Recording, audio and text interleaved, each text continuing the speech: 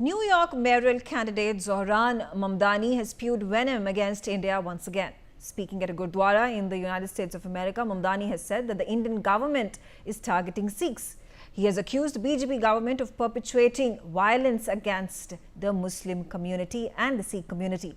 These comments come before the general election for the New York mayor on 4th of November. Mamdani has previously also made India-bashing comments like calling Prime Minister Narendra Modi a war criminal.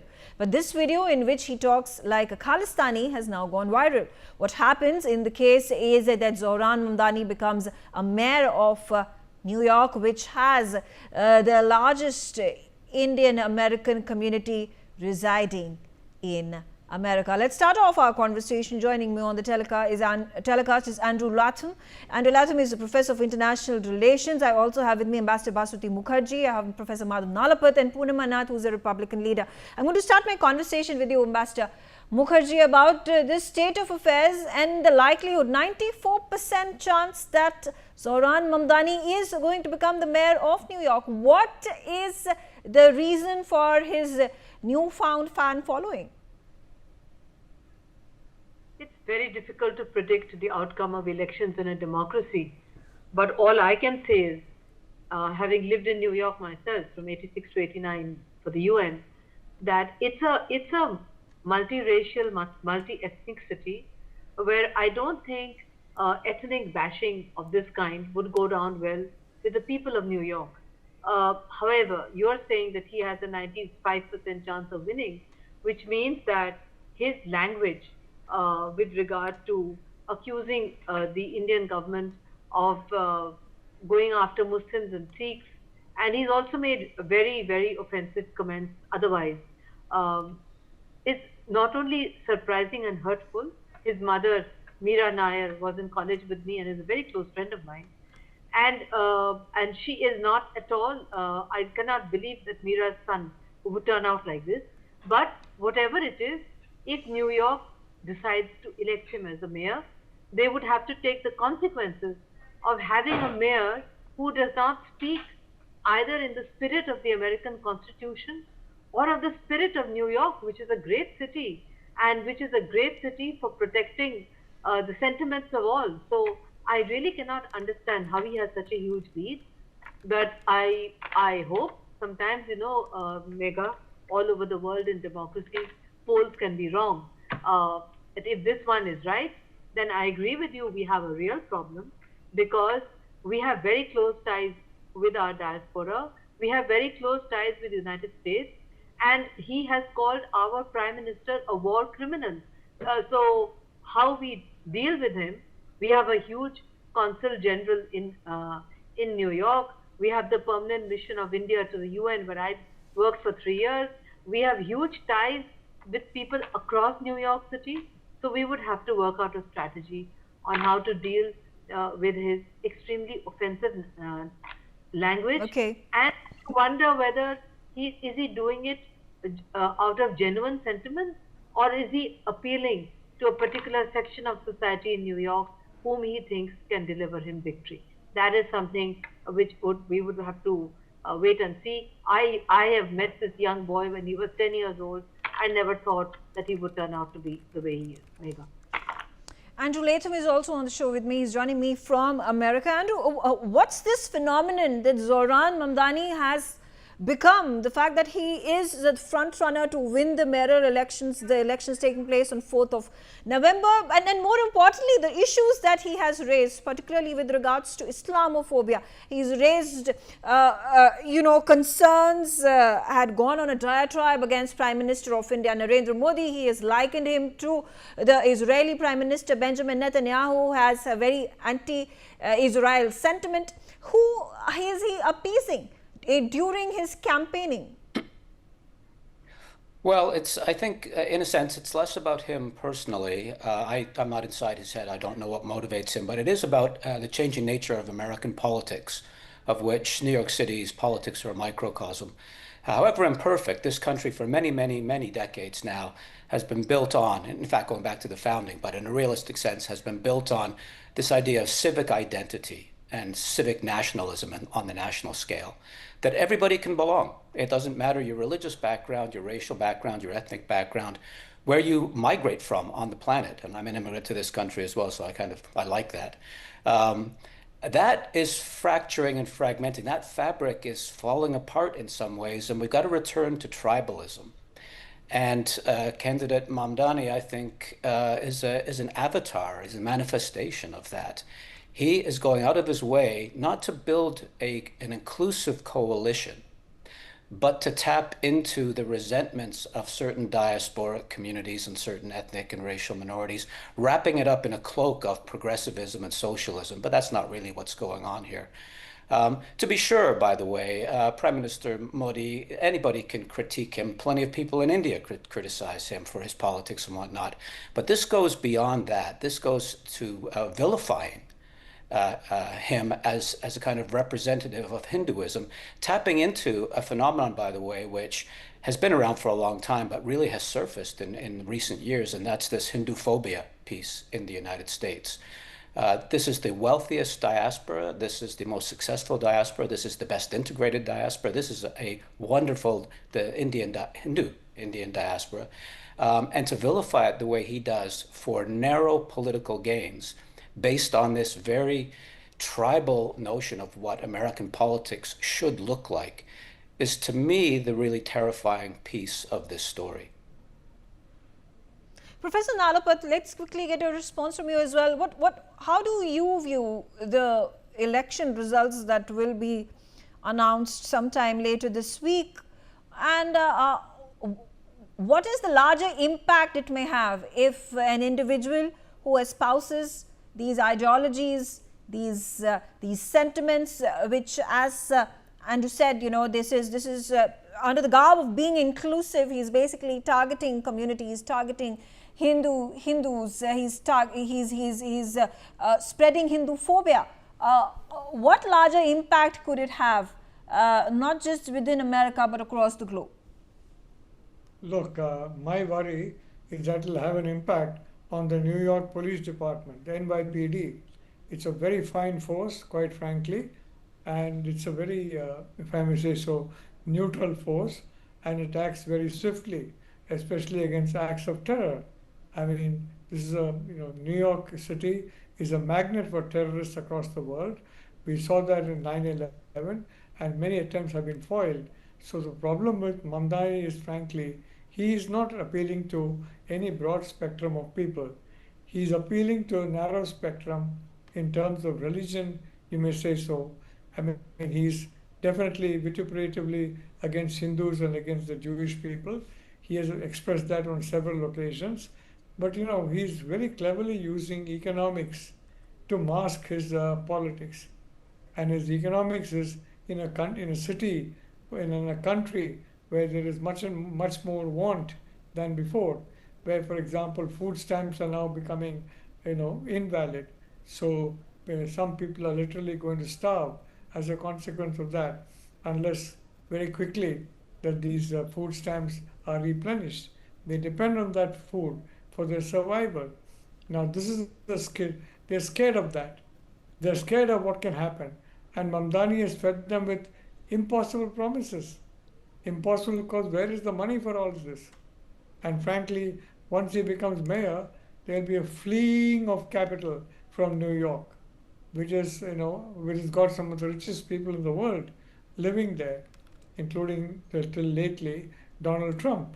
So the fact of the matter is this is bad news for New Yorkers, and there's no question that it is this want and deprivation and this feeling that we are not getting the American dream, we are not getting the kind of lifestyle we should be having, and these people are the ones voting for Mamdani, believing that he can give that change, when the reality is he's the very opposite of that change, and what he will give them is, as correctly said, hatred.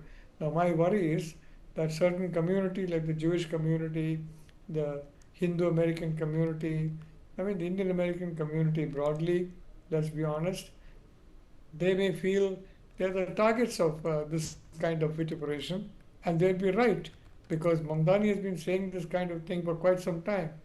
long before he decided to run as the mayor of New York, and has created a climate in New York, I can tell you, of fear almost and insecurity among large groups of people. Now the problem is he's facing Andrew Cuomo, who's not a very popular candidate, because his stint as mayor of New York was not, may I put it mildly, outstanding. But even Cuomo would be a far better bet than Mamdani. But it looks like enough New Yorkers are going to make Zohran Mamdani the mayor of New York, and a mayor who frankly is running amok in the fields of sentiment, extremist sentiment, and frankly is completely blind to the reality of India. In India, we have a vibrant Muslim community. In neighboring Pakistan, the Hindu community has been almost wiped out. The same thing is now happening in Bangladesh, in contrast to Pakistan, where the minorities are being wiped out, have been wiped out, not are being wiped out, they have been wiped out. In India, the minorities are growing in number, growing in terms of their affluence, and growing in terms of the opportunities they get. So it's a completely, if I may say so, a complete barefaced lie. But Mamdani has been repeating this so long. My worry is the man actually believes it, and he's going to carry that hatred onto the institutions of New York, and he's going to be a destroyer of many of New York's finest institutions.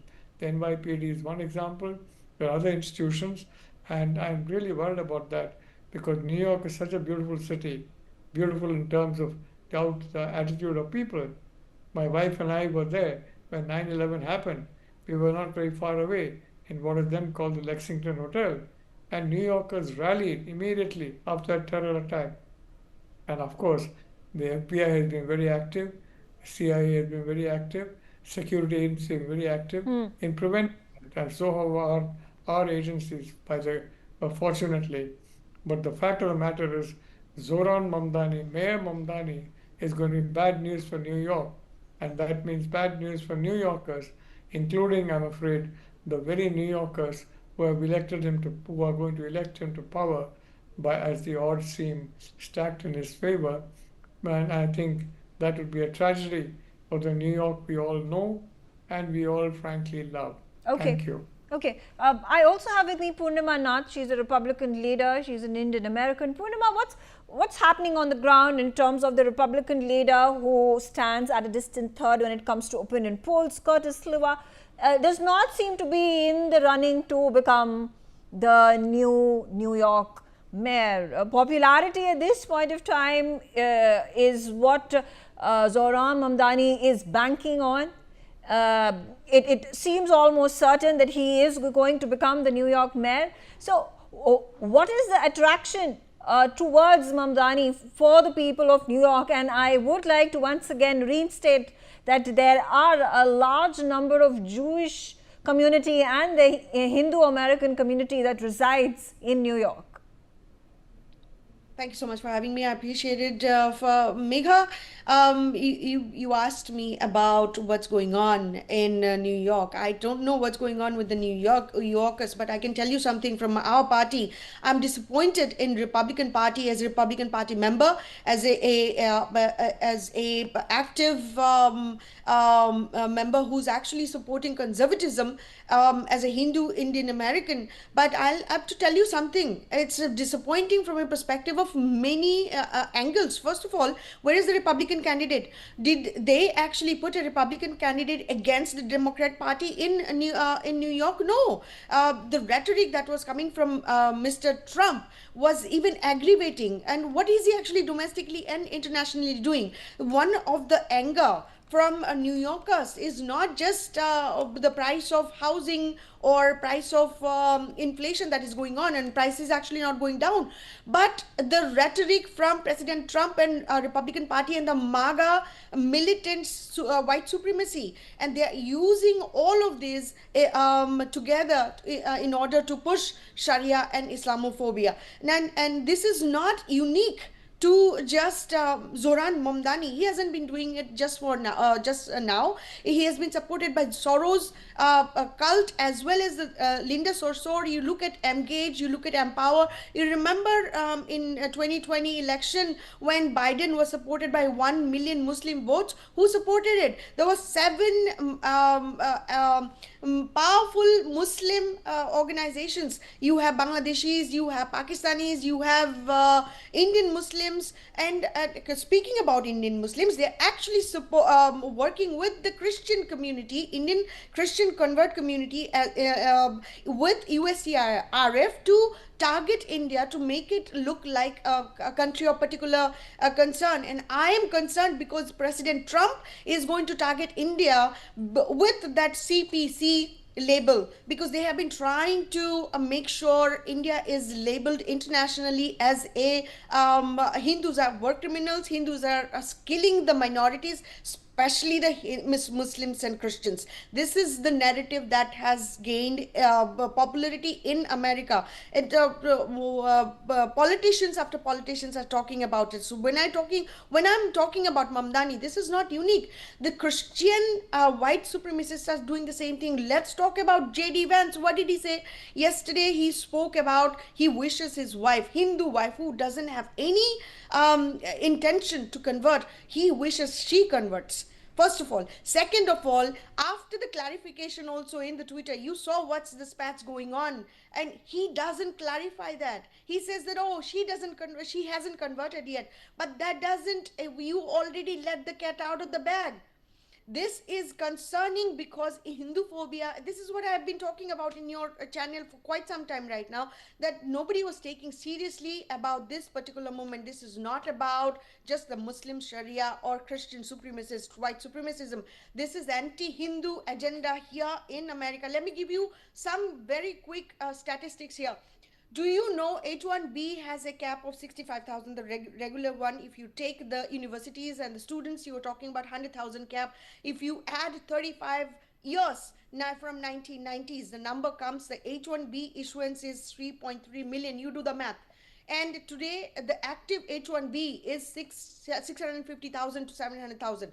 If you do the number and do the calculation of percentage of US with the US population, that 650,000 H1B, active H1B holder is 0.19%.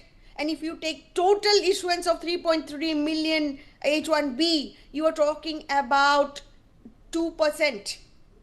Okay. Not even 2%, I'm Okay. sorry, 0.98%. Okay. Unfortunately, All right.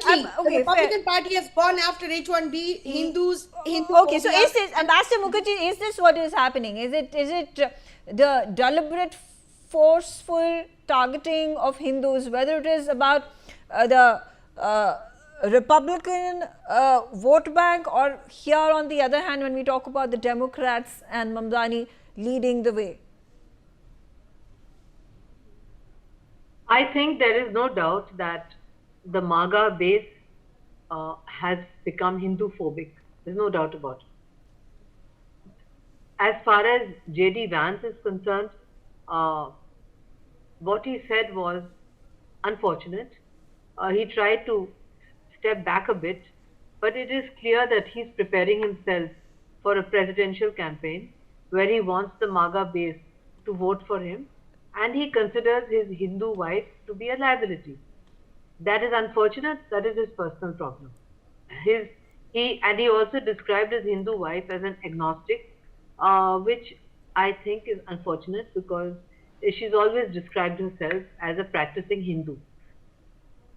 Be that as it may, as far as New York City is concerned, if this man, as you say, according to the polls, is going to get elected, we have to calculate how much damage is he going to do for the Indian diaspora there, for Indo-American bilateral relations, and how much support will we get from the present Trump administration in case he unleashes Hinduphobia on the Indian diaspora there.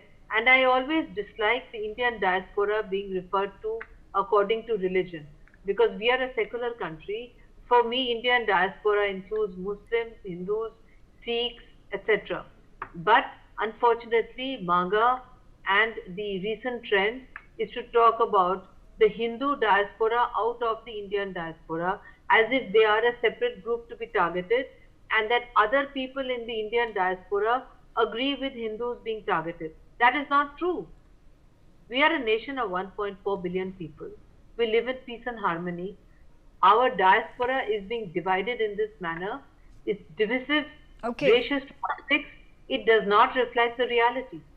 In any case, it's high time that the Indian diaspora started speaking up, and they should speak up.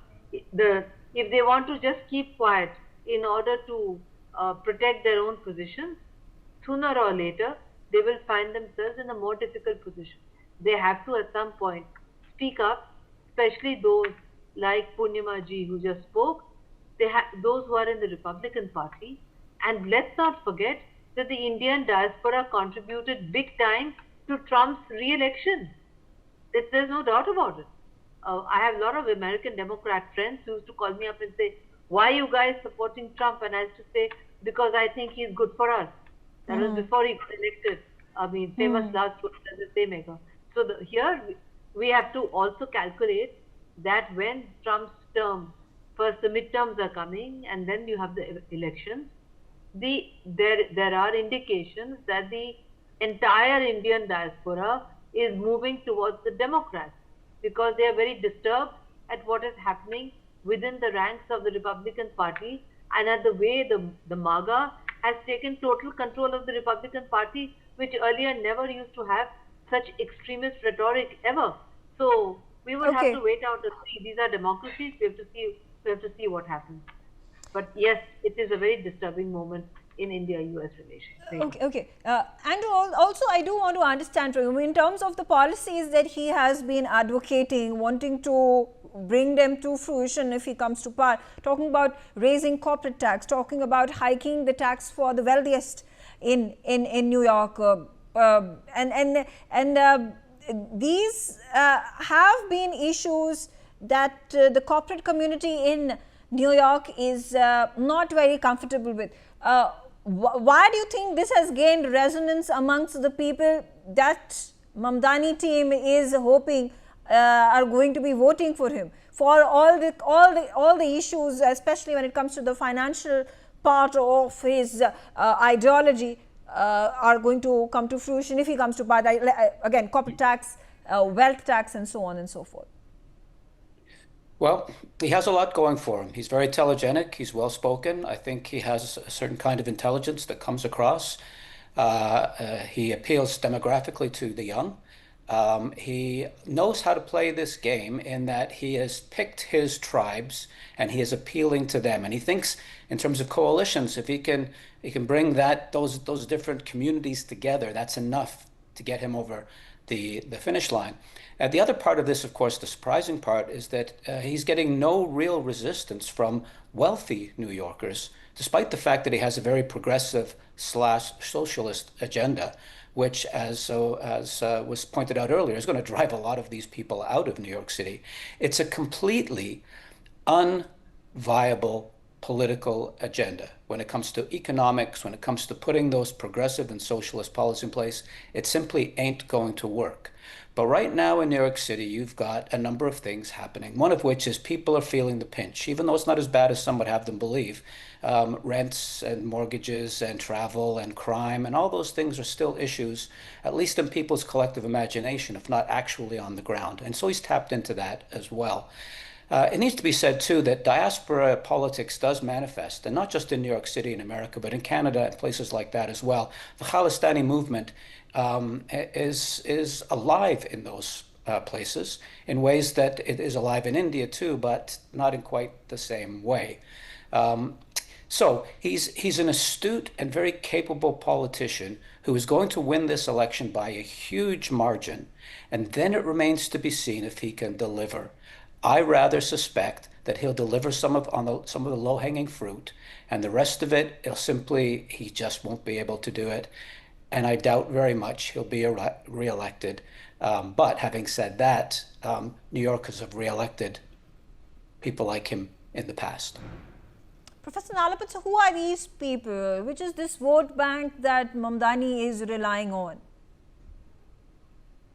Look, Megha, in one word, it is people who feel left out by prosperity. They go through New York and they see the homes and mansions of the wealthy. They see the lifestyles of the wealthy through their social media. I mean, on cable television, and they feel, why can't we be in that situation? And the fact is, there's no easy way to get into that situation, unless, of course, you're born with a silver spoon, the way some people have been, like Donald Trump, for example. But the fact of the matter is, Mamdani is basically selling what is called snake oil. In other words, it's supposed to be a cure-all for everything. And you had a snake oil salesman moving from small town to small town, never stopping for long. And then he will offer the snake oil and then say, this will cure all your diseases, and then move on. The problem for Mamdani is he's not moving on. He's going to stay on in New York. And I think financially, he's going to be a disaster for New York. The people who are job creators will leave, and frankly, the job seekers will multiply. So that's a perfect recipe for a perfect storm in New York.